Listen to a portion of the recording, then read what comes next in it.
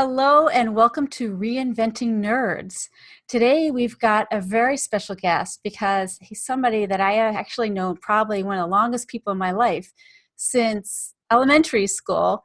And we're having a little bit of a reunion here. It's none other than Geoffrey Mattson, and he's the CEO of MistNet. And that is a startup company in Silicon Valley, and they do AI-based cybersecurity. And they use AI to find patterns of attacks and stop them. So the idea is that you won't have these attacks on your security systems in your company. So Geoffrey, let's just say hello. Welcome. Oh, thank you, Joanie. Thank you for having me. This is great. I'd love for you to just tell our listeners and viewers a little bit about yourself and how you came from Cambridge, Mass, maybe, because that's where we knew each other, to Silicon Valley, and you're doing this startup venture. It sounds really interesting. Yeah, well, so I after school, I worked in Bell Labs in New Jersey. Mm-hmm. Bell Labs is, to translate for some younger people, Bell Labs is Google. Yes. It used to be Google. We used to do lots of research, and it was a place you wanted to go to have fun and do technical stuff. And then I ended up in a startup that in the 90s that was very, very successful. It turned into a $8 billion exit. And they sent me around the world. They sent me to Europe, relocated me there for a while. And I, during that time, was working on networking, working on shunting information around the globe. And we spent a lot of time trying to figure out ways to move more and more information, from place A to place B. And what I've been doing for the past 10 years is we've kind of sort of reached the end of that technology cycle. We started to invest a lot in developing our chips to intelligently route the traffic. And then we focused on optics, fiber optics, to sort of optimize how much data we could push. And we've sort of reached the point of diminishing returns there. And what we're looking at now is how we can extract information from those networks in real time and use them for different applications, especially if we combine that type of data that we're getting from the network with big data technologies and with AI, and we can get a lot of insight into things like cybersecurity. And so I'm at a startup right now that's focused on that. What we do is we deploy sensors throughout an enterprise organization. We pick up a lot of the data that they are generating in real time, and we look for patterns that would indicate that they are being breached by an intruder, or that someone is misusing their information, stealing their information, or encrypting it in a hostile way. And then what we can do is actually automatically intervene and use AI to block the attack in real time. So we can sort of stop some of these larger breaches that you hear, in the news every 2 weeks. Yeah. These larger companies, right? Yeah. So there are a lot of other companies focused on this area too. It's it's obviously a big problem that needs to be solved. Mm-hmm. You could think of it as maybe like technical debt for the amount of the sprawl of IT equipment, communications equipment that we've developed over the past 30 years or so. This IT revolution. One thing we kind of skimped on was embedding security into the products very deeply. Right. And now it's time. Now we're paying the piper, right? Mm-hmm. So we're trying to reduce the cost of that bill at MistNet. Yeah. And so this is all very nerdy, of course, and requires several types of nerd disciplines. And my team is, 100% nerd.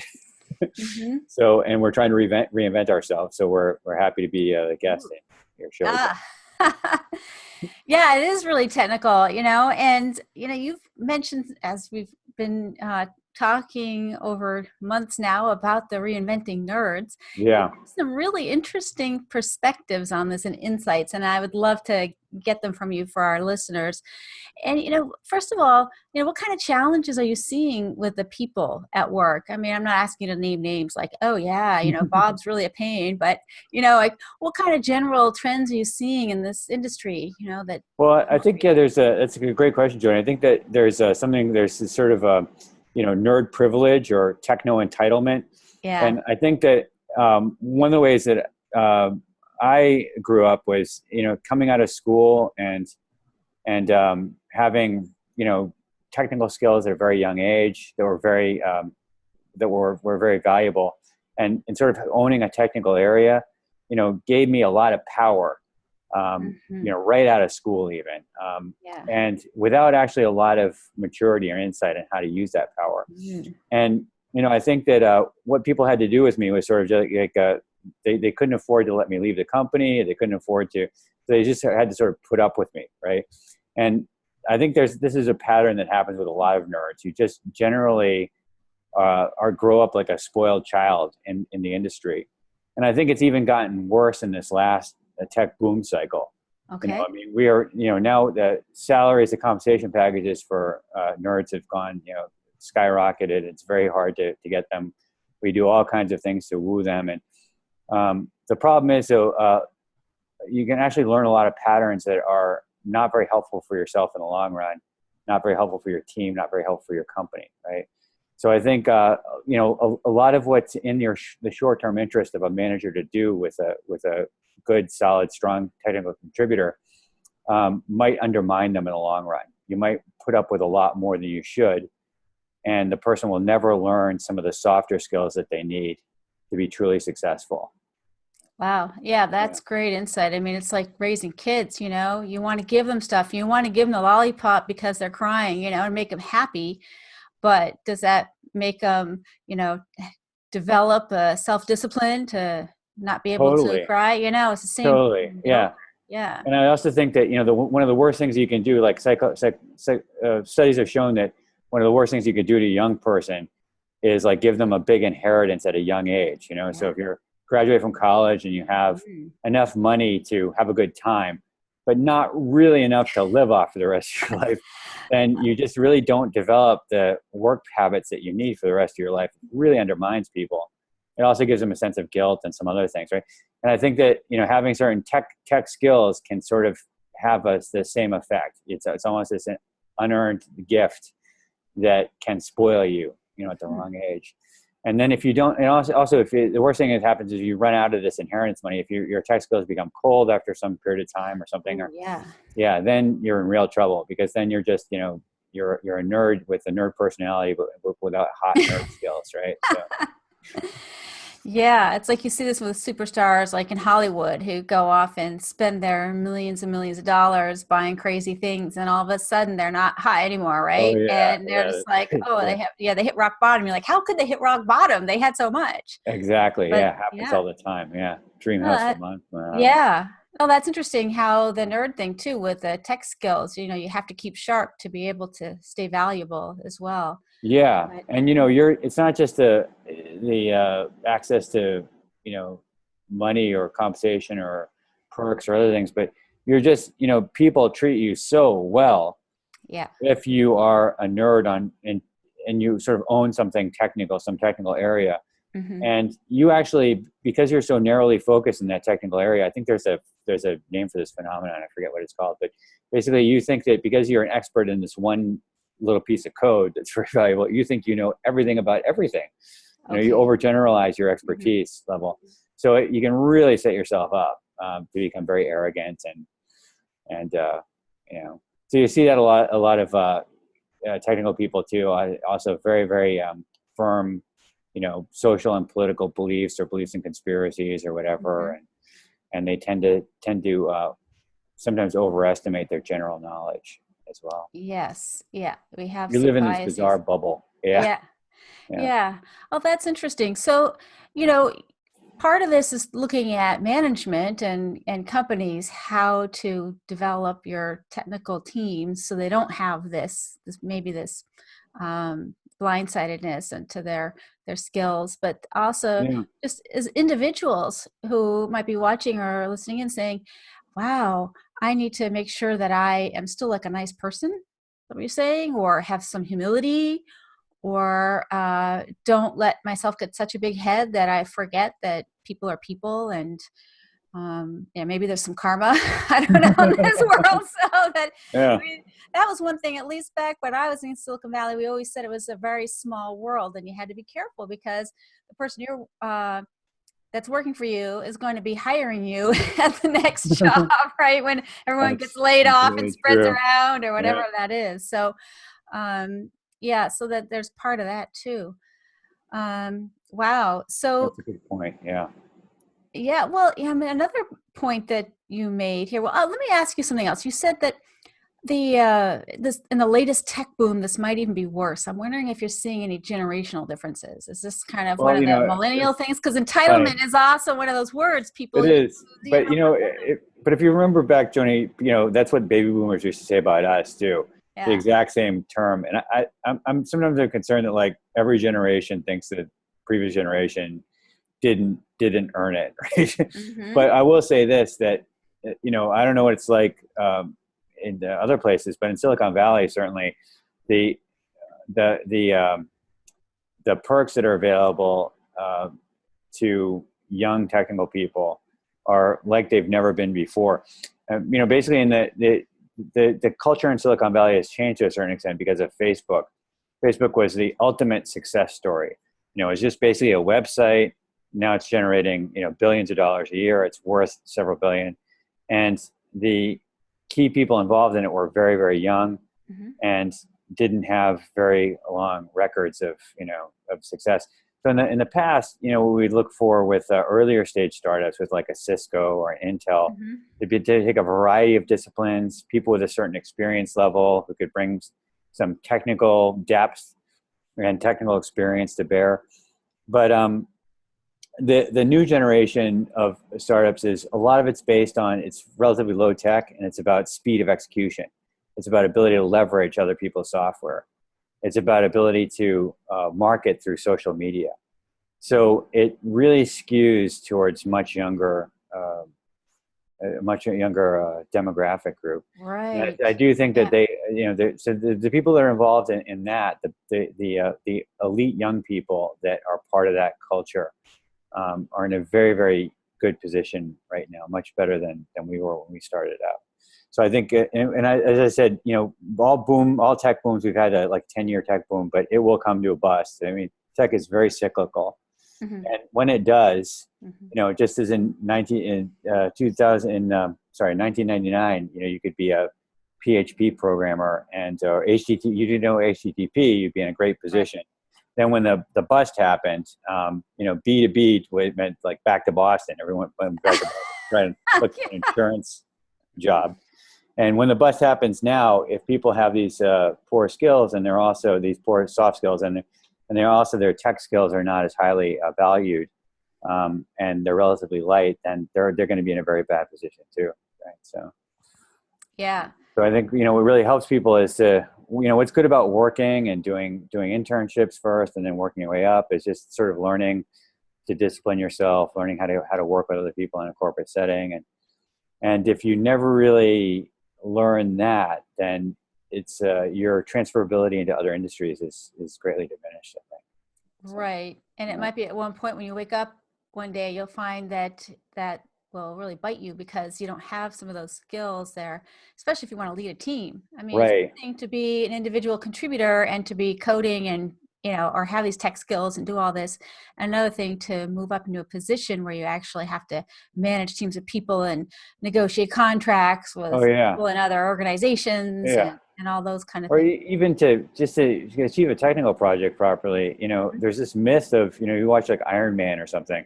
There's Tony Yes. Stark, just goes off in his lab alone. He has a robot help him or something. Right. Pretty much, just does everything himself. That never happens in the real world, right? I mean, Hmm. real technology can only be developed by a lot of people collaborating together, right? And people that have actually led successful projects in the past, they're not tech heroes. They're people that can get other people to become heroic, right, as a Hmm. team, right? Yeah. So, So, you're one of these tech heroes, right? I mean, you're leading a well, I team used of to be when people. I was Uh-oh. younger. I was a real jerk and a tech leader, but now I have to put up with my nerdy team.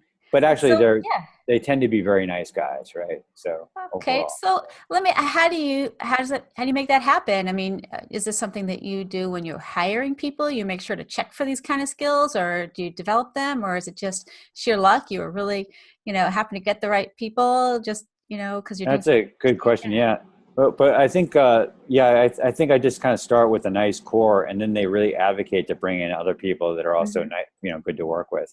A Okay. lot of people that are very smart are also very charitable and Hmm. nice. And part of being creative, I think, is actually having that type of attitude, right? Mm-hmm. Is wanting to contribute, wanting to give, wanting to create, not wanting to, exercise power over other people, right? Okay.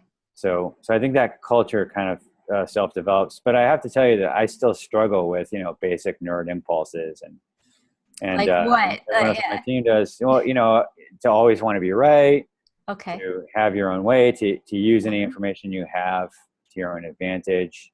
Mm-hmm. So it's just something that I have to struggle with, and people I work with often struggle with all the time, right?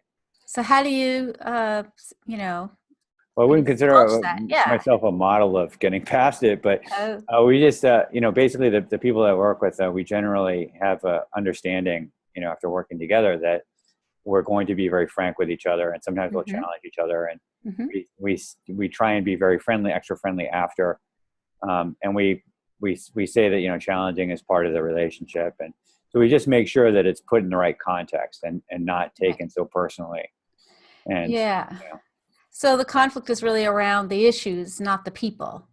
Like, at yeah, least ideally. exactly. It's Yeah. not personal. Mm-hmm. It's Mm-hmm. about the ideas, a war of ideas, Mm-hmm. and things like that.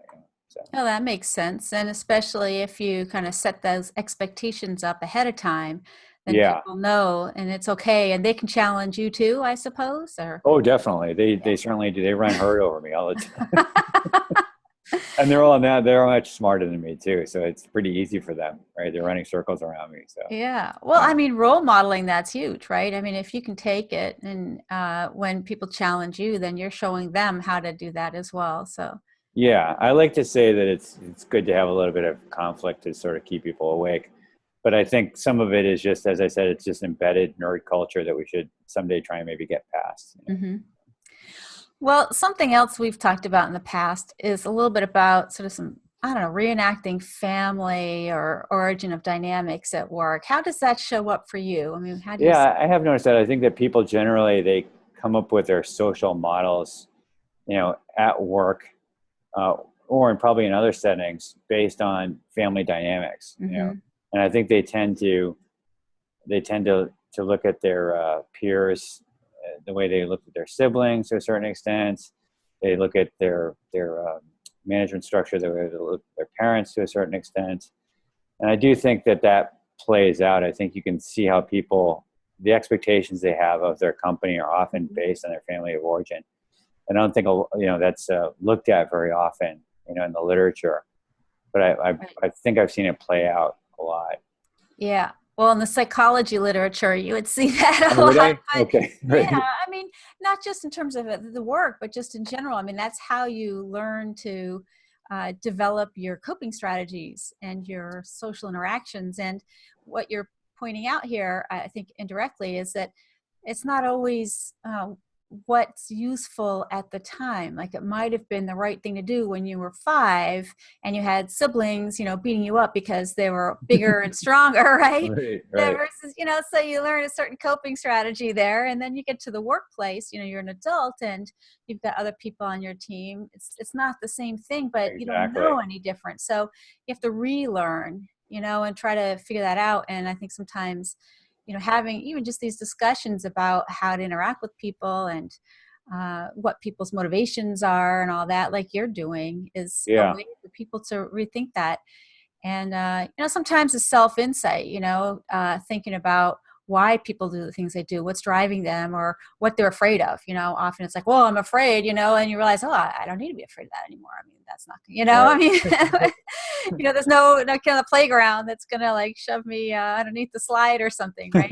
So Right. yeah, so it's very different. So, but yeah, it's a really interesting insight to come at it from just seeing how people are interacting just at work and saying, wow, I wonder how that came about in terms of their family, way back when they're kids. Yeah, and especially in this country, it's a very diverse set of cultures, Hmm. But I think in other, you can see people coming from other countries where families have more homogenous values sets, and you can sort of see how that affects how they see their interactions with authority figures and with their peers, And Hmm. there are some cultures that, well, like Hofstadter, talking about this, like Right. power distance, and Yeah. yeah. So I think that the sort of the way that they honor or fear their elders, for instance, is the way they interact with their boss, for instance. Wow. Their loyalty to family, Mm-hmm. affects their loyalty to company, Mm-hmm. and I guess loyalty has a positive connotation, but sometimes it goes too far too, right? Mm-hmm. But I just think that so maybe this is really well understood in the psychological literature, but I just haven't seen as much of it in the corporate setting, talking about sort of how family of origin sort of influences people's expectation of, people say our company is like it's like a family, Oh, this when they could be say it's good like a or bad. family, yeah, exactly, they're thinking of their family, right? So, and Right. yeah, that can mean all kinds of things, Mm-hmm. Yeah, well, you certainly raise a lot of issues there. And, I think just getting people thinking about it is the first thing, to make yeah, people yeah, understand, like, is this something that is healthy for the workplace, or is it an unhealthy habit that I developed, or could I bring it in and make it a better place, because of that? I mean, some people learn really nice family dynamics as kids, whereas others don't have that opportunity. So yeah. bring that in. Well, I want to ask you on another line of inquiry here, um, because your company is all about technology. You're building AI, and boy, speaking of communication, how do you see technology, maybe even AI technology, affecting the way people interact with each other? Oh, that's interesting. Mm. Yeah. So yeah, that is really interesting. Yeah. So I think people, the problem with AI is that in behavior is that people are much more predictable than they think they are. Oh no, we all think we're have our own free will, right? Yeah, I mean, well, yeah, there's always that debate about free will I too. know. But it's an interesting concept. The idea of AI, maybe that's really interesting as a mediating technology to help sort of explain or sort of mediate areas of conflict, or sort of or do some subtle form of intercommunication between people. That's a really interesting idea, Joanie. So I'm going to start writing on the patent right now before you can. But yeah, I think right now the AI is the third generation AI is kind of in its infancy right now. It's very good at recognizing handwriting and recognizing identifying objects in photos and natural language processing. But understanding semantics or meta semantics, what you're talking about, is something that it Yeah. will be applied at some point. Mhm. And that's actually that's kind of a very interesting application. But how do Yeah. we monetize it and I productize it? know. Yeah. We'll talk after this episode, Yeah, right? Well, I'm also thinking about, you said people are more predictable than they realize, yeah, Are we finding that, developing AI technology, that we could perhaps avoid miscommunications because the technology can understand each other, people right. better than other people can? Or, I'm curious. That's a really great idea. Having some sort of mediative technology that could have sort of explain in different words to Right. translate from the way you speak the way I want to Right. hear things. Yeah. I don't Right. know. It's like that. I don't know if you see that meme about like the manslater, right? Or Yeah. on YouTube, they say like, if a woman's talking to a man or a man's talking to a woman, Right. Yeah, exactly. What he really but means. you could have that, yeah, for different coworkers. That actually might be really useful when to think of it. Sort of a cultural translator Oh, yeah, or a that too. personal expectation translator. It's a really interesting idea. Yeah, and especially as an adaptive technology too, for some people that have spectrum disorders. Mhm. That's something that could communicate to that person in a way that's easier for them to understand. Mhm. You know, uh, Yeah. yeah, that's a really interesting idea. Yeah. Yeah, that could be really useful. So I want to sort of turn this to you personally and figure out what kind of strategies you've developed over time to help you be a better communicator with people. I mean, as you've gone through your career, what have you done? I mean, or if anything, that you've really taken on to improve in that area. Well, that's a good question. What I generally do is try and make up for in kindness and in friendship the excesses that I make Mhm. in terms of arrogance and forcefulness, right? And Mhm. as you see, like a lot of tech leaders, as I said, it's very acceptable to be a Steve Jobs, right? Or a Bill Gates, Mm-hmm. or, Larry Ellison. These tyrannical personalities are accepted and, almost glorified in our culture. And so if I, show symptoms of being that type of leader, then what I try and do is make it up to the people by being a better friend later, right? Mm-hmm. When the mood passes. But in the heat of the moment, Joanie, I have to say it's very difficult. It's very difficult to take your old impulses, your old reactions, and train yourself to act differently. I Mm-hmm. think you just have to spend more time trying to make up for it later on. Yeah. If you can suggest any strategies, let me know. Right. So, Well, yeah, actually, that's some of what I do is, yeah. figuring out. I think the key is what you're saying in the moment is acknowledging that it's happening and figuring out how to pause and Right. how Or to you have. at least come back to it sometime. Right. So, Mm-hmm. and I think it's good for you to have these type of shows where you get the word out that, people can be more productive, more creative, get more work done. If they think about the long term, they don't think about always being right in the moment. Mm-hmm. They realize that they may have developed some personality quirks from being, this techno privilege that they've grown up with, and that it actually doesn't serve them well, right? Right. So, Yeah. No, I love it that you're just being also very honest about it, that we're not all perfect. And sometimes we do have to make up for things when we, transgress or something, or we yeah, realize that we made somebody feel bad. So you or figure that out, we can okay, be self-aware later, basically. yeah, yeah, absolutely. And that's huge. I mean, people seem to respond to that as, do other people on your teams do that as well? They Yeah, we think that realize, yeah. it actually helps build a relationship over the Hmm. longer run, right? Hmm. So, at the end of the day, it's takes time and attention, but it pays off in the long run.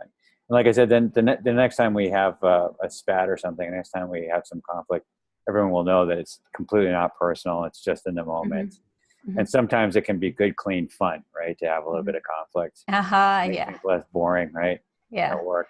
So I'll tell my husband that next time we get in a fight when next I'm time you mad at beat them him. up, Hey, yeah, conflict is good, conflict is good. Well, yeah, I mean, I guess when I talk to folks in the workplace, when this kind of thing comes up, there's usually something that triggers you. And that might Mm, be like what you were talking about, this family of origin business. Like some people, it might be, you're just saying, for example, always having to be right.